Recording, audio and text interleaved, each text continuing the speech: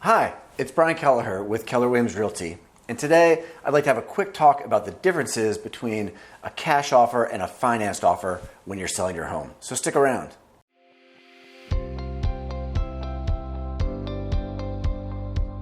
Okay, so it's not uncommon that when you have your home for sale and a buyer brings you an offer that it's going to be a cash offer, meaning it's not contingent upon a mortgage.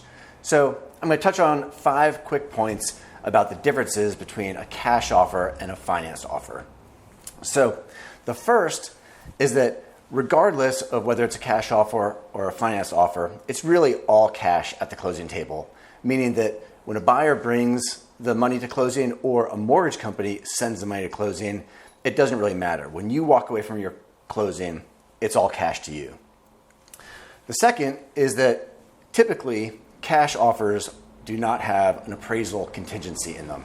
I say typically because there's different contracts and a buyer can always specifically request that there's an appraisal contingency. However, we find that most cash offers don't have an appraisal contingency. So in today's market with rising prices, that can be a really huge advantage.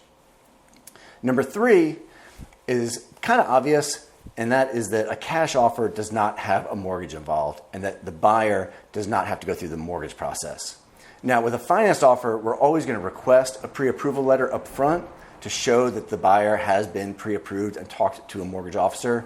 However, things can always come up in the process. So something can pop up on the buyer's credit, or the buyer could lose their job and no longer be able to be approved for the mortgage. So a cash offer just gets those hurdles out of the way in the upfront.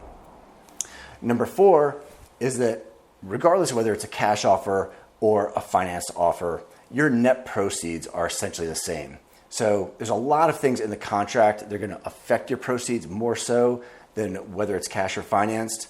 So it's just important to keep in mind that while a cash offer sounds great, it really doesn't make you any more money to your bottom line than a financed offer.